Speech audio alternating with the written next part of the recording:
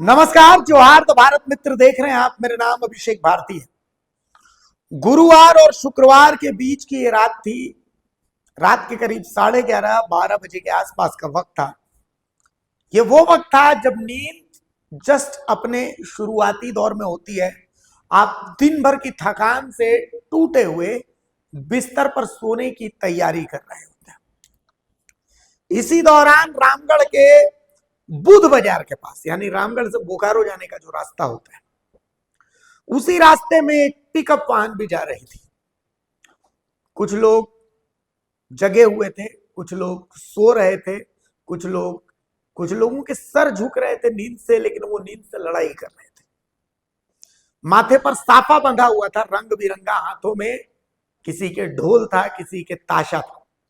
और अचानक कोयला लोड एक ट्रक आता है, पिकअप पर खच्चे उड़ जाते हैं और 9 लोग सीधे काल के गाल में समा जाते हैं। ये एक दुर्घटना थी। ये बहस का विषय हो सकता है कि कोयला जो लोड था वो वैध था या अवैध था। इस बात को लिए भी बहस हो सकती है कि भाई उस कोयले को क्या पुलिस की मौजूदगी में तुरंत दूसरे ट्रक में डलवा करके और क्यों आनन फानन में भेजा गया। क्योंकि अगर वो अवैध था तो अब तक पुलिस के पास 10 ऐसे हथकंडे हैं जिससे उसको वो वैध घोषित कर देगी। तो इसीलिए अभी बहस इस बात पर नहीं। बहस इस बात पर कि इस घटने को पूरा एक दिन गुजर चुका है। मुख्यमंत्री हेमंत सोरेन ने श्रद्धांजलि दे दी, स्थानीय विधायक भी पहुंची, जो लोकल लीडर्स हैं वो भी पहुंचे। एक छोटा सा पहले मैं आपको वीडियो दिखाता हूं। यह वीडियो बहस का है। असल में ये रामगढ़ विधानसभा का क्षेत्र है।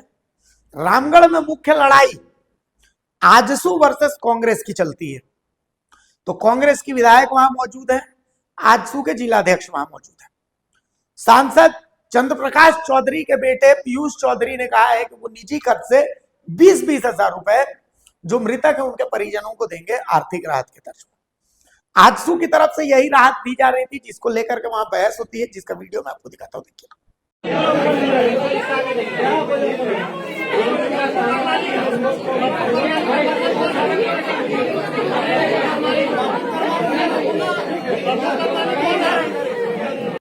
देखा आपने। अब ये लोग जो है ये कमाने खाने वाले लोग हैं। मतलब ये वो है कि अगर रोज नहीं कमाएंगे तो इनके घर में रोज चूल्हा नहीं जलेगा। ये वो गरीब लोग हैं। एक दिन का वक्त गुजर चुका, अब तक कोई सरकारी राहत नहीं पहुंची है। बोली से तो हिमालय धांस दिया गया, लेकिन सही मायने में अब तक कुछ नहीं हुआ। और अब तक कुछ नहीं हुआ, जबकि प्राथमिकता क्या होनी चाहिए थी? प्राथमिकता यह होनी चाहिए थी कि जो चले गए वो तो चले गए, उनको तो हम नहीं रोक सकते, लेकिन जो चले गए उनके परिजनों के दर्द को कम कैसे किया जा सकता है। अब तक इसको लेकर के कोई आर्थिक मदद, कोई आर्थिक पैकेज की घोषणा नहीं हुई, और घोषणा हुई भी तो वो अब तक धरातल पर नहीं उतरी, जो कि अब तक उतर जानी चाहिए थी। त्वरित तौर पर कुछ भी मुआवजा उनको मिलना चाहिए। चूंकि सरकारी मुआवजे का तो प्रावधान है, तो प्रावधान के तहत ही मिलना चाहिए था, लेकिन मिलना चाहिए था। खैर, सियासत की तो रोटी ऐसी पक रही है कि हम आपको क्या बताएं। मैं आपको, युवा नेता हैं चंद्र प्रकाश चौधरी के बेटे हैं पीयूष चौधरी ने वहीं परिजनों को राहत देने के लिए भिक्षाटन किया कि प्रशासन से कुछ होगा नहीं। इसका भी वीडियो मैं आपको दिखाता हूं। देखिए वीडियो। प्रशासन से नहीं होगा भैया, हम लोग से होगा। 10 मार्च को देना पड़ेगा है आपके पास। आप लोग से कर दीजिए, जो लगे आप लोग का सहयोग कीजिए। हम देंगे, जो है डालिए, जो है डालो।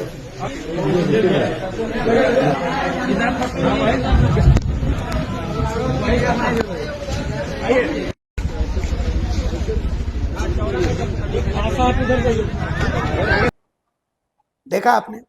तो कुल मिलाकर के पहली प्राथमिकता होनी चाहिए थी कि जो मृतक हैं उनके परिजनों को आर्थिक राहत दी जाती। पता नहीं उनके पास अंतिम संस्कार के पैसे है कि नहीं है, पता नहीं अगला और खाना खाने का उनके पास पैसा है कि नहीं है, क्योंकि ये तो रोज कमाने वाले, रोज खाने वाले लोग थे। ये बैंड बजाते थे, ये बजाते थे जिसमें हम और आप नाचते थे।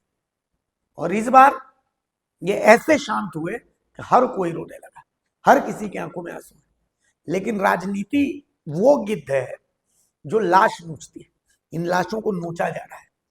अब तक क्रेडिट जिसको लेना है ले लीजिए, हम सबको क्रेडिट देने के लिए तैयार, लेकिन कोई आर्थिक पैकेज तो इनको मिलना चाहिए जो अब तक नहीं मिला है, और ये सबसे दुर्भाग्यपूर्ण है। इसको सुन करके सबसे ज्यादा दुख हो रहा है, क्योंकि जो चलेगा वो तो चलेगा, लेकिन अब आगे क्या, इनके लिए भी तो कुछ होना चाहिए। ये एक बहुत बड़ा सवाल।